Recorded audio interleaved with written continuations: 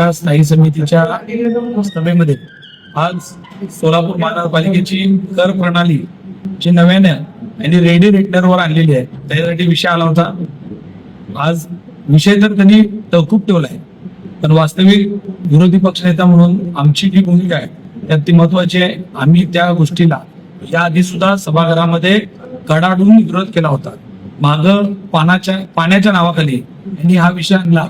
खर तर वास्तविक पाणी हा विषय वेगळा असताना एकाच विषयामध्ये कर आणि पाणी एकत्र आणणं गरजेचं नसताना सुद्धा प्रशासनाने वेगळी चाल केली आणि तसा पद्धतीचा विषय आणला.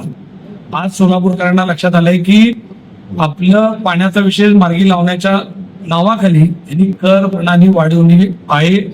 नवीन रेडी रेटनर कर प्रणाली जे भांडवली मूल्यावर असणार आहे आणि त्याचा फटका प्रचंड मोठ्या प्रमाणात सोलापूरकरांना येणाऱ्या काळात बसणार आहे.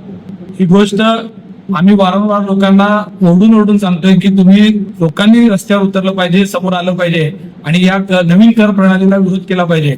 वास्तविक ही कर प्रणाली कुठल्याही सोलापूरकरांना, सोलापूरच्या मुख्य भागात राहणारे लोक असू द्या किंवा शेवटच्या टोकात हद्दवाढ भागात असलेल्या लोकांना कुणालाही न परवडणारी, पण प्रशासनाने आणि सत्ताधाऱ्यांनी ही कर प्रणाली लागू करण्यासाठी हा विषय आणलाय. वास्तविक या विषयाला आमचा तर विरोध आहेच, पण आजच्या तारखेला स्थायी समितीमध्ये हा विषय तात्पुरता त्यांनी पुढे ढकललाय, पण उद्याच्याला जाऊन परतच्या बोर्डामध्ये हा विषय येणार आहे. खरं तर सोलापूरकरांनी आता वेळीच सावध झालं पाहिजे. या लोकांना आपण निवडून देत असताना यांनी दिलेले जे काही शब्द आहेत त्यांना खणकावून लक्षात आणून दिले पाहिजे की तुम्ही आम्हाला देत असताना, मतं मागत असताना कधीही सांगितलं नाही की आम्ही तुमची कर प्रणाली बदलू, कर वाढवू. उलट तुम्हाला आम्ही आहे त्या करामध्ये सगळ्या सुविधा देऊ असा भूलतापा ठेवू.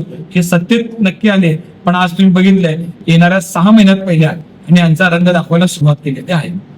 सभागृहात तुम्हाला माहित आहे याआधी सुद्धा आम्ही विरोध केलेला आहे आणि आता नंतर जेव्हा विषय येईल तेव्हा सुद्धा कडाडून विरोध नक्की करेल.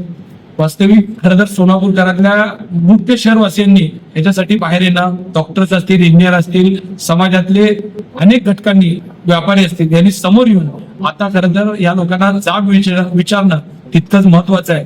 आमचं जाहीर मत असं आहे की आपली जी पूर्वीची भाडे मूल्यावरची कर प्रणाली आहे ती आपण अंमलात आणावी, तीच कार्यरत ठेवावी, अशावर आम्ही ठाम असणार आहोत. येणाऱ्या काळात बघू.